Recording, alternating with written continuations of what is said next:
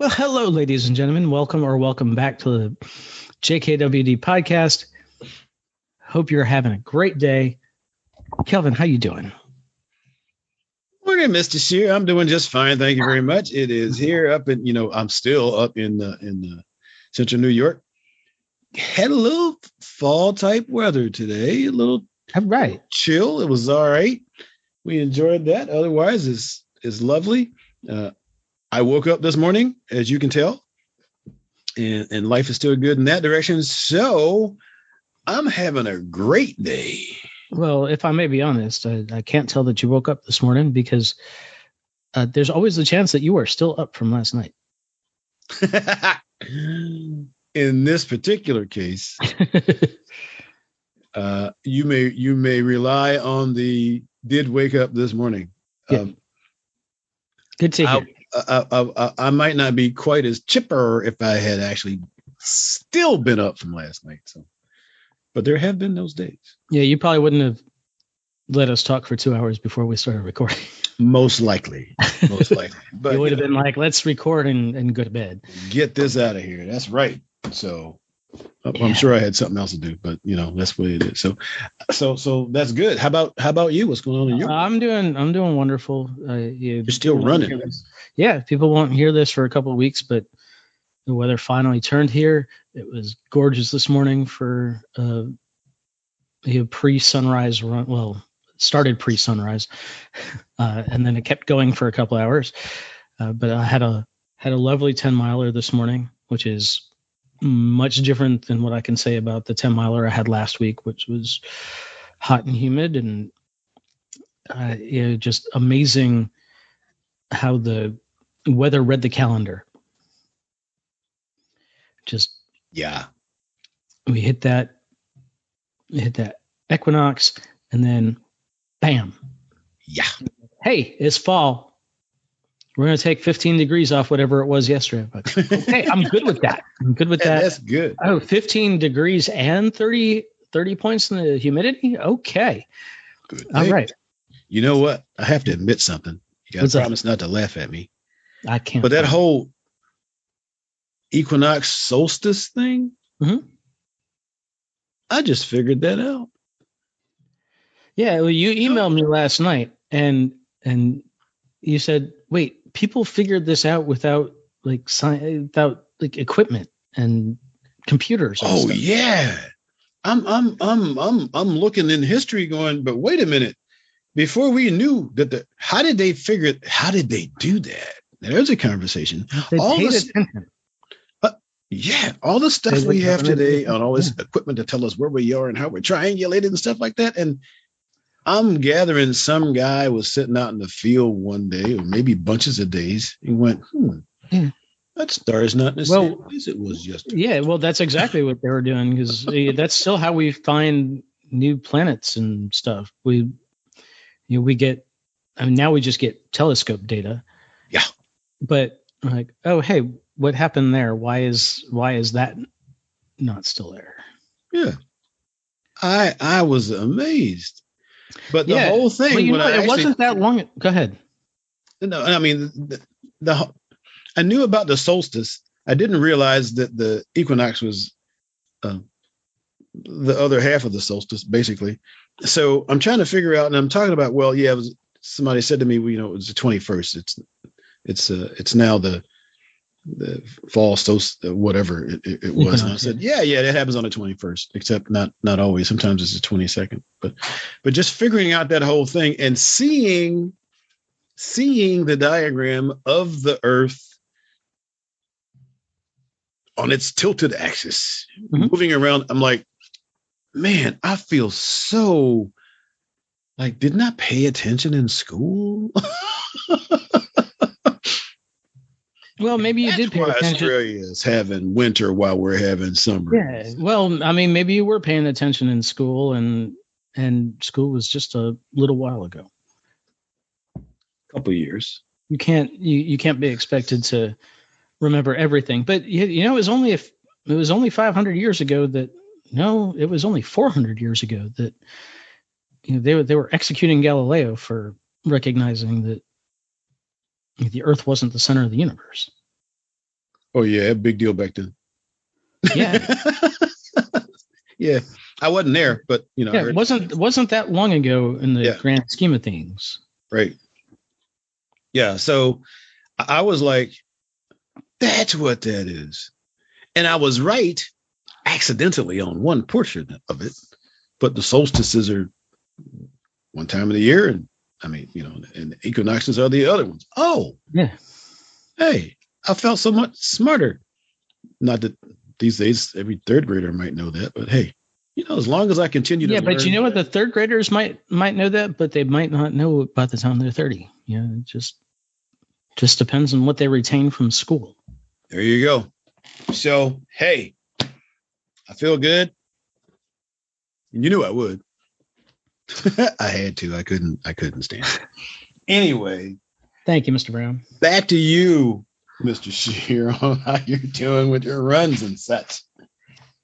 And today was actually nice because I drove to a starting point because it was dark and I wanted to run in a place where the streets are wider and there were shoulders and sidewalks and stuff.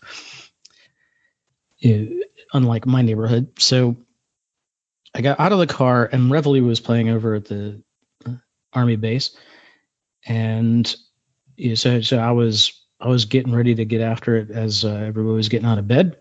And I hit my 10-mile mark right as I was running past some people I knew. So that was kind of cool. Awesome. It was a really serendipitous run. It was same distance as last week and 50 seconds a mile faster. So I did the whole thing about 7-8 minutes faster than the last time. Bless you, Mr. Shear. That's good. Yeah. I still drive that kind of distance. Haven't even done the bicycle this fall. So I mean this summer. So hey, maybe next year I'll feel better. But well, congratulations on that, because I've watched you from when you started that. And we got races coming up. Hopefully, the look you had today was way better than the ones I saw earlier when you started. That's what happens when you're running at 60 degrees and 60% humidity instead of 85 degrees and 94% humidity. Pure gratitude. That's the word. So excellent. Yeah, gratitude for a good run instead of gratitude for, well, at least I didn't die. There is that. There is that. All right. Hey, so if you haven't yet, y'all should head over to vitaminkdaily.com. Get yourself 4 weeks free. You get a newsletter every day, Monday through Friday, 3:30 a.m. New York time. Let you know how awesome your day is going to be and why. And if it doesn't start out that way, how you can make it that way. That's right. That's it. vitaminkdaily.com. vitaminkdaily.com. Let's do the show.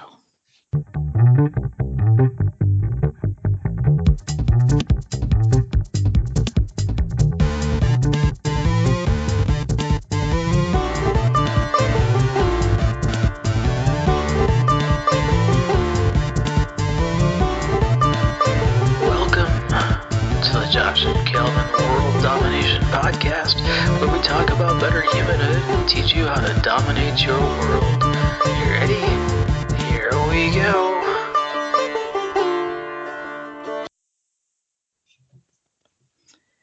Hey, so we were talking over the last couple of weeks about remembering to ask yourself good questions. Yes, sir.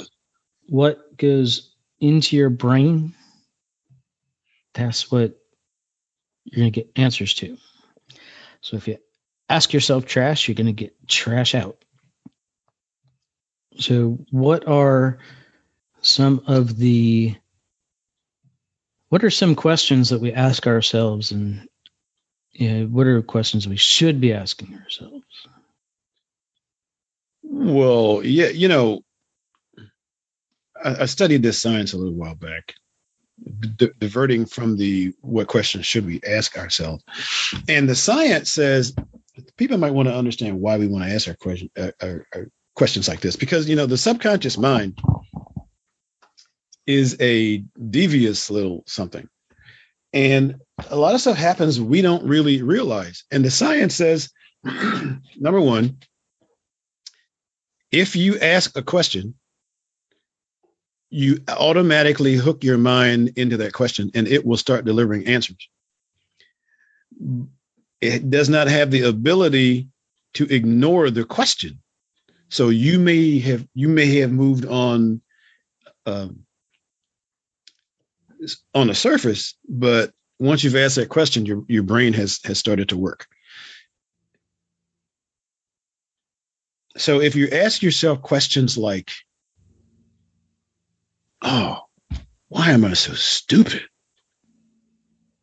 Your brain is going to give you reasons why. It assumes you want answers, so it's going to give it to you. Now, if it finishes that research in the middle of you sleeping that evening, guess what you're waking up to the next morning with on your mind? This is why I'm stupid. So what's the question you really ought to be asking yourself is, how can I not do that again? How can I make this better next time? That's my thing. Oh, see, I immediately went to, why am I so smart? Why am I so good looking?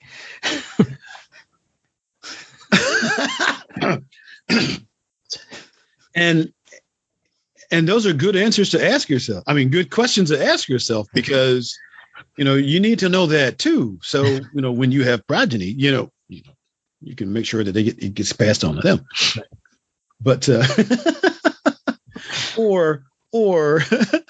or how can I make this work?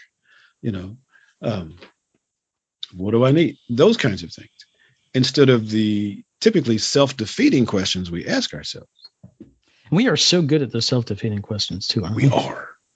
We are so very good at that. And strangely enough, if that ends up being the focus and we never change that around, we have a problem. You take somebody like Elon Musk. I'm going to make a small assumption here. I'm going to assume that Elon Musk, since he has done so much, asks good questions. How do we make this work? Yeah, and I don't think he asks outrageous questions. I think he said, well, nobody did that. Why not? How does it work? How would it work? Yeah. Dan, it doesn't have to be anything. You don't have to create anything spectacular to ask yourself. You don't have to invent a new wheel. Correct. I mean, some people are. Although he's done that. Something like it. Yeah. But most people don't realize that. So all this stuff we're going around talking, and people love to find the reasons why something won't work. Well, I can't do that because I don't have the skills.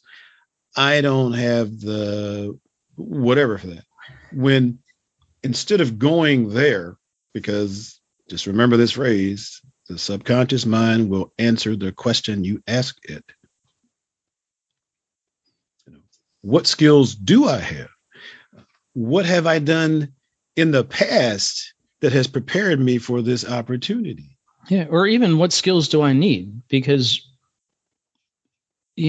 skill sets are not finitely defined, right? Correct. Yeah, I may have this skill set now, but I can still gain more skills. Absolutely. Or even, how can I get better? You're a runner. I bet when you leave the house in the morning, sometimes you say, how can I cut my time by 30 seconds today and do that? And you come up with answers for that and you implement them, and then you come back and let me know how lazy I am. I do no such thing. I tell you what I did, and and you ask yourself why you're so lazy. So I think you need a better question for that. I need a better question. Yes, I do. Got me on that one, Mr. Shear. You got me on that one. And so do we all. So that's just basic. Now, can you remember a time when you were asking yourself those disempowering questions? That's what we like to call those disempowering questions, and you got the answers that you really didn't want. Most of the first 44 years of my life. Those. Okay. For the record, I'll be 45 soon. So awesome. It means like, yeah, always. Exactly. And we're always telling ourselves, because this goes into one of those other neuroscience questions where we're afraid to do things that look simple enough, but because the amygdala, and we've had some guests, talking about this stuff, the amygdala,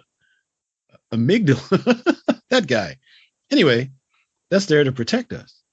Mm-hmm. Basically, is there to keep us from doing anything we haven't done before because it thinks that's a danger to us. And I was listening to one neuroscientist, and I think John Assaraf was one of them at the time, that all the development we've done in our brain and everything, all these years, these hundreds of years, these thousands of years, the amygdala is still the prehistoric part of us that keeps us looking for lions jumping out of caves, even if you're in like New York City.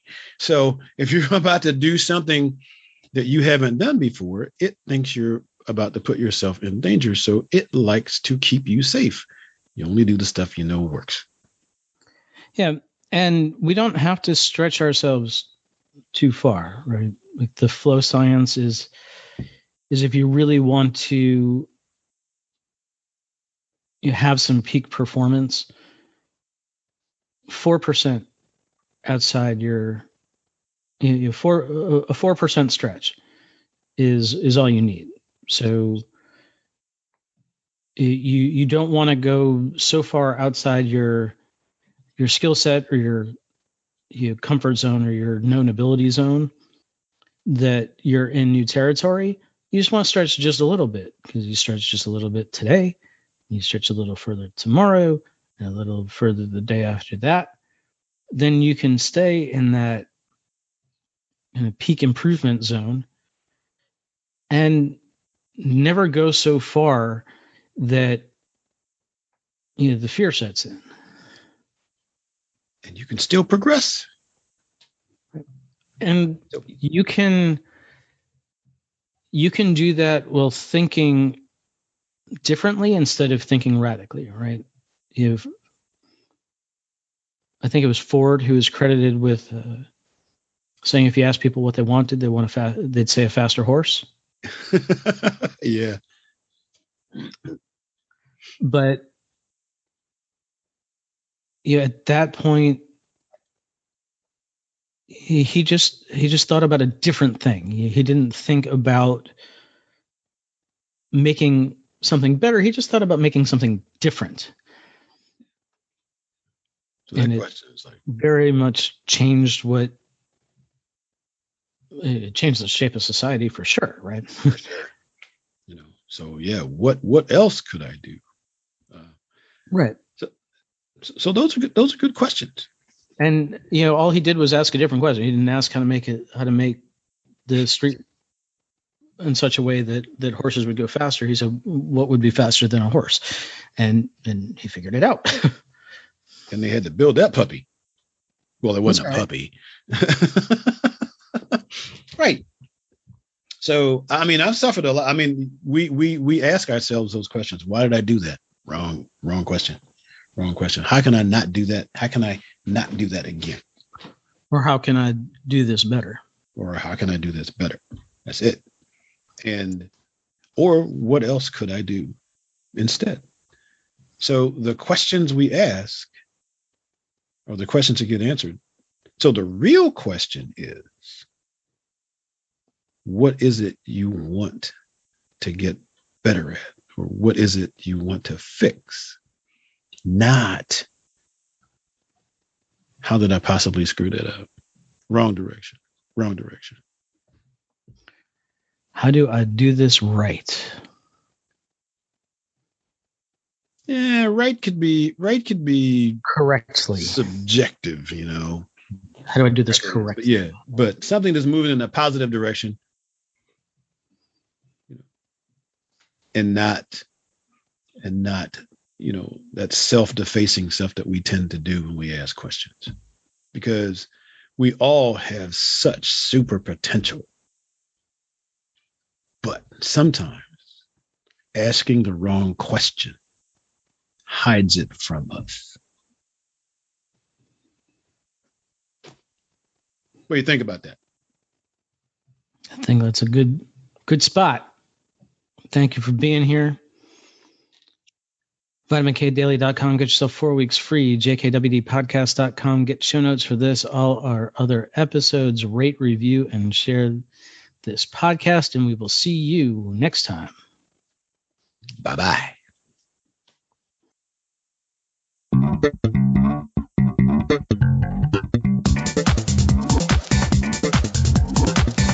Hey, thanks for listening. Show notes and more at jkwdpodcast.com. Don't forget to subscribe, leave a review, and share with your friends. And we will see you next week. Bye.